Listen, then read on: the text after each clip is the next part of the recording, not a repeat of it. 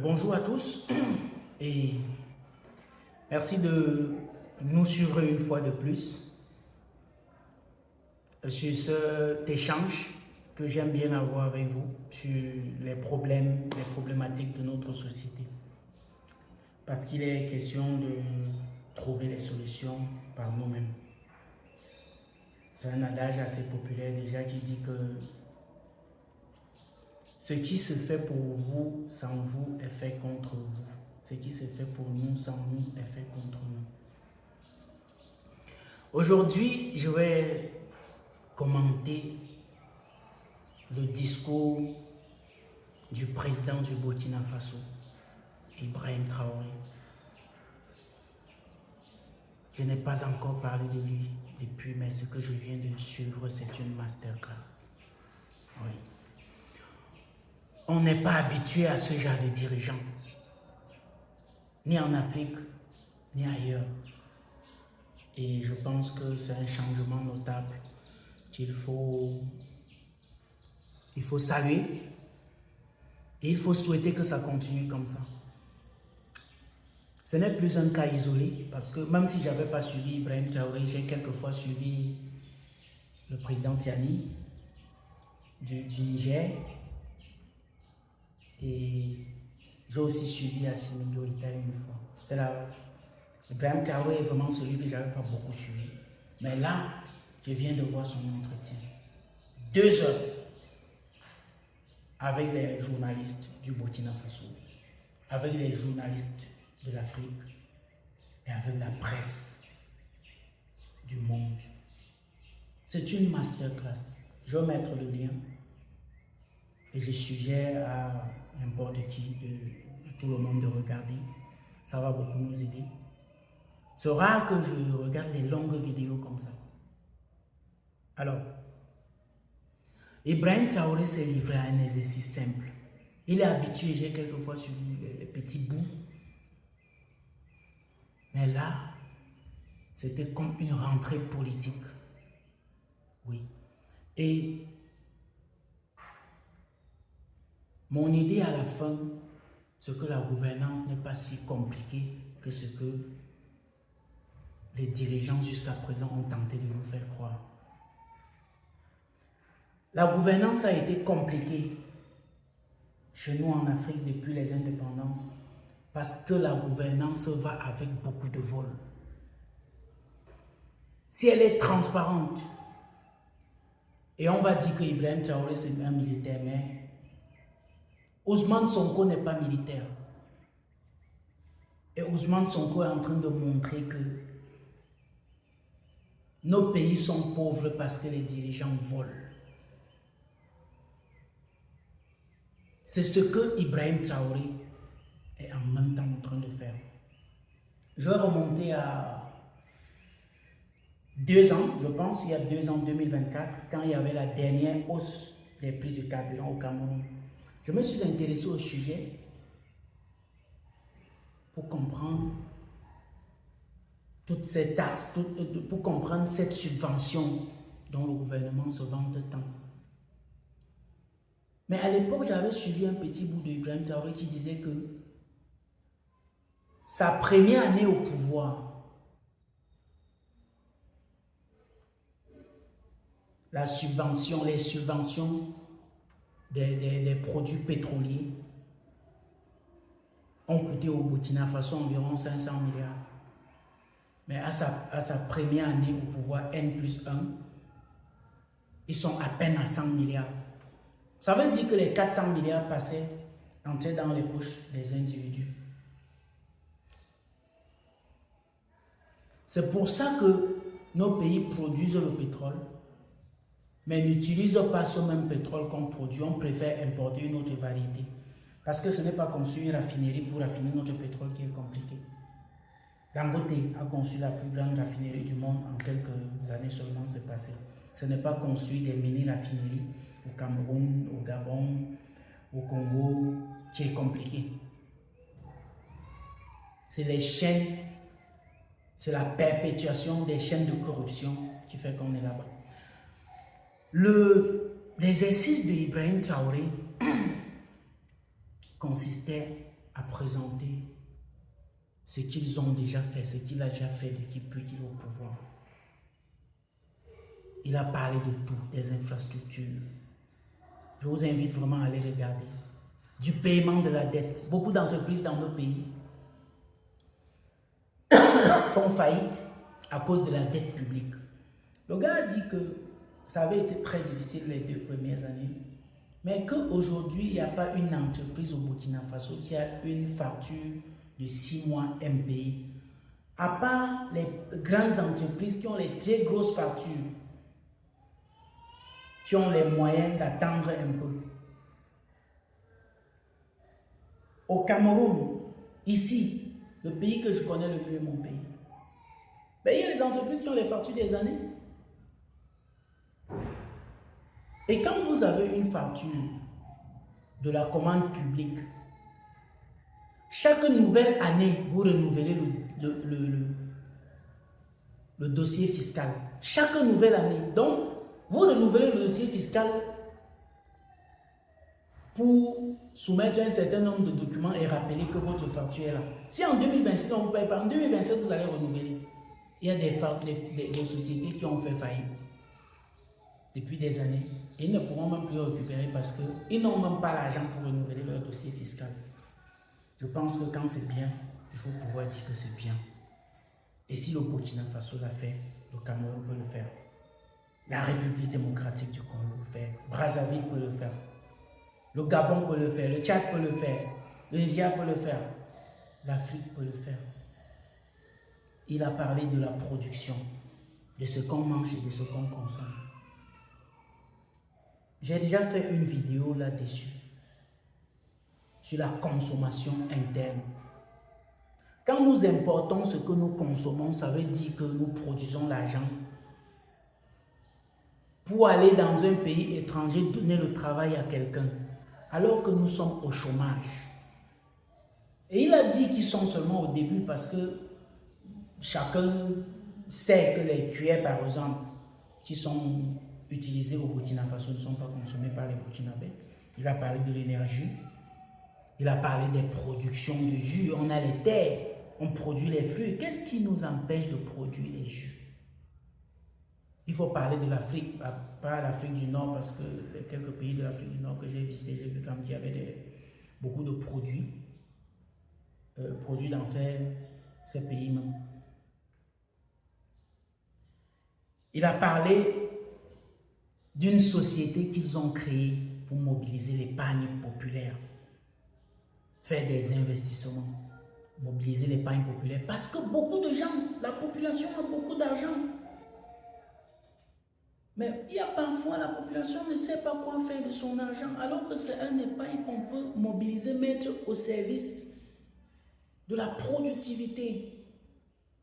Et là, il a dit, et pour le regretter, toutes les attaques qu'ils ont eues. Et j'ai compris après, lorsqu'il disait que la deuxième société est déjà en cours, la première travaille déjà sur la transformation de l'or.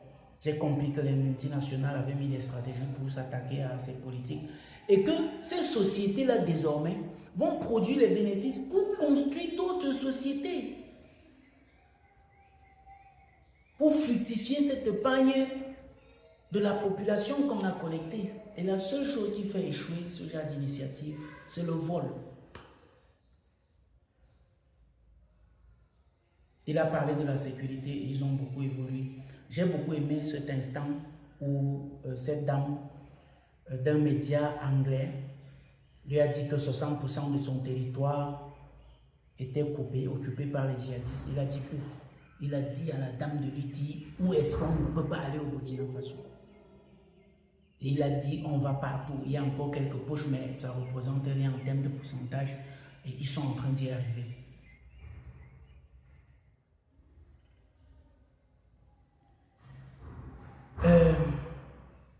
Il a évoqué un autre élément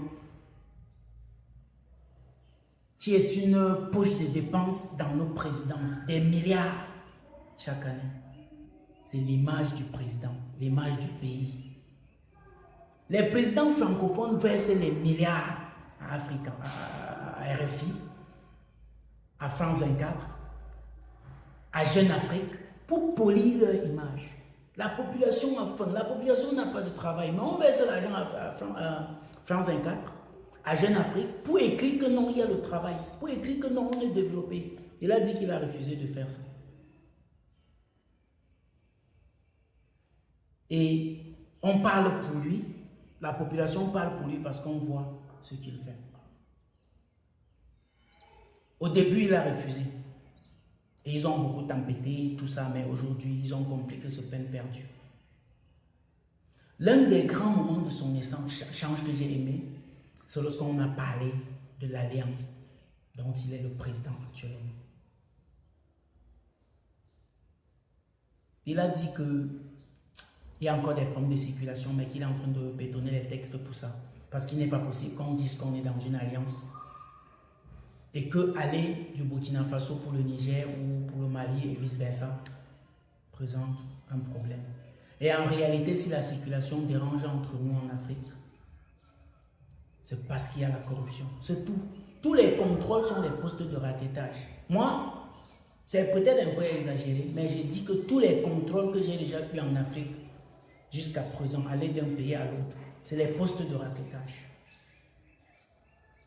Et sur le plan des contrôles, même internes, il a dit quelque chose de très intéressant. Et que ceux même qui vivent à Douala, au Cameroun, savent. Alors, vous êtes à l'hôpital avec un enfant malade et on vous prescrit un produit à prendre rapidement. Vous sortez à votre moto ou bien votre voiture. Un contrôle vous stoppe. Et on va vous perdre 2 heures de temps. On va même finir par vous amener en cellule. Parce qu'on veut 500 francs CFA, on veut 1000 francs CFA, on veut 2000 francs CFA. Il a dit désormais, on vous interpelle, si vous êtes en infraction, on vous remet un papier, vous partez. Là, vous avez le temps de vous mettre à jour et de revenir montrer que non, vous êtes mis à jour. Et c'est un système que j'ai trouvé quelque part, non? C'est-à-dire que quand on fait un contrôle, ça peut arriver à n'importe qui d'oublier la date de renouvellement de son assurance. Mais pour ça, vous ne devez pas rater votre journée de travail. Ça peut arriver à n'importe qui d'oublier de renouveler la visite technique de sa voiture. Mais pour ça, vous ne devez pas rater votre journée de travail. Vous ne devez pas rater votre voyage. Un officier vous interpelle, contrôle vos dossiers et trouve que l'assurance n'est pas à jour. Vous remet un bout de papier et vous donne 2 à 3 jours. Ça dépend de l'officier. Ça peut être 7 jours, ça peut être 10 jours. J'ai vu ça en Europe et ça marche. Ça fait qu'il n'y a pas de stress. Mais pour une infraction qui coûte 2000, 3000, 5000, voire 25 000, les gens passent toute une journée à négocier. Pendant ce temps, les usagers sont dans les bureaux, les attendent. Non, il faut aller vers là. Bravo, monsieur le président Traoré. J'ai vu beaucoup de gens parler du fait qu'il a dit que la démocratie n'est pas pour nous. C'est vrai. La démocratie a développé quel pays? La démocratie a développé quel pays? Et de quelle démocratie parle-t-on? Les États-Unis veulent imposer la démocratie en Iran. Pendant ce temps, leur premier partenaire dans la région même, l'Arabie Saoudite, n'est pas un pays démocratique.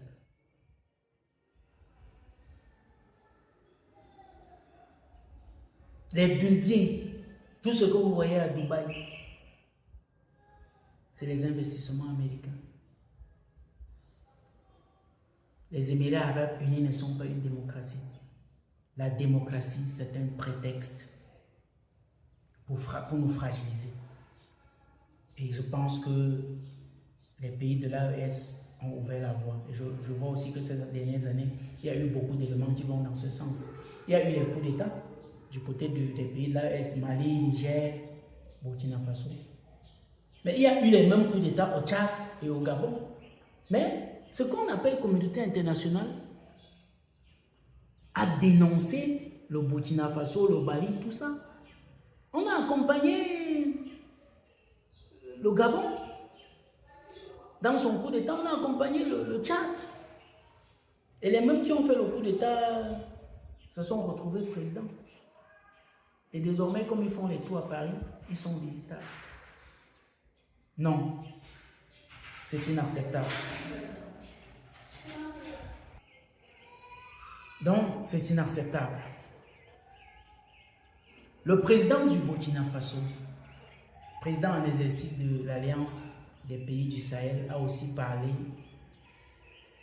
des relations internationales vis-à-vis de l'Alliance. Et que à ce niveau, ça pose quand même quelques petits soucis, mais on va clarifier. Et j'ai directement vu les relations entre le Mali et l'Algérie et les relations entre le Niger et l'Algérie. Pendant que l'Algérie a de très bons rapports avec le Niger, l'Algérie est aussi très en conflit avec le Mali. Et donc, le Niger forcément devrait faire la médiation. Donc, forcément, le Niger va faire la médiation, devrait, et je suppose que c'est ce qu'ils sont en train de faire, entre le Mali et l'Algérie, parce qu'il n'y a pas de problème que les deux pays ne peuvent pas surmonter. Je pense personnellement, pour des informations et pour toutes les lectures que j'ai eu à faire dessus, qu'il y a une forte manipulation d'un certain nombre de puissances par rapport à l'exploitation d'un certain nombre de biens à la frontière malienne, et l'Algérie fonctionnerait comme leur satellite dans cette zone. Aussi, il faudrait pour les grandes puissances éviter de laisser autant de richesses entre les mains d'un pouvoir africain qui se veut fort. C'est ça. Ça, c'est de façon ramassée le contenu de cette interview. Mais si vous n'écoutez pas, si vous n'allez pas le suivre par vous-même, vous ne comprendrez pas. Ce que j'ai retenu, la plus grande leçon que j'ai retenue de ces plus de 2 heures d'échange du président du Burkina Faso avec son peuple, c'est que nos pays ont trop d'argent. Mais cet argent est volé par l'administration, par les fonctionnaires. Cet argent est volé, totalement volé. On a trop d'argent, trop d'argent. La preuve, le Burkina Faso a lancé la construction d'une autoroute de 4 voies x 2.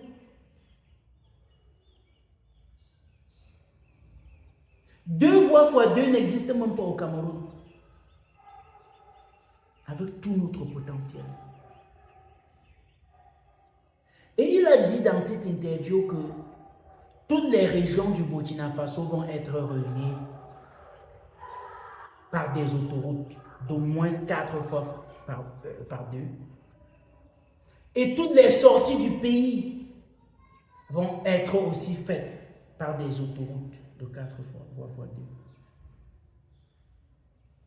C'est un défi qu'il lance non seulement aux 2 autres pays de l'Alliance des pays du Sahel, mais aux pays francophones de l'Afrique francophone. Il a dit qu'à terme, en matière d'infrastructure, le Burkina Faso va être le pays africain le mieux loti. C'est un défi. Et j'attends que nos autres pays, le Cameroun, le Gabon, la Côte d'Ivoire, suivent ce défi, essayent de faire mieux que le Burkina Faso. Cette leçon, elle n'est pas nouvelle, parce que je suis quand même dans les affaires, je vois comment ça se passe. Beaucoup de choses coûtent cher à cause des poches de corruption. Jusqu'aux produits pétroliers dits subventionnés. Il y a des étapes inutiles dans l'importation des produits pétroliers. Mais ces étapes sont maintenues pour entretenir les amis, pour entretenir la famille parfois. C'est ça. Et on ne peut pas être un bon dirigeant sans aimer son peuple. On ne peut pas être un bon dirigeant sans être intègre. On ne peut pas être un bon dirigeant sans être honnête. Jusqu'à présent, on est obligé de reconnaître que l'Afrique francophone particulièrement n'a pas encore eu de bons dirigeants. Merci d'avoir suivi cet autre échange. Laissez-moi vos commentaires, faites-moi savoir ce que vous en pensez. Partagez, likez pour permettre à YouTube d'élargir notre communauté.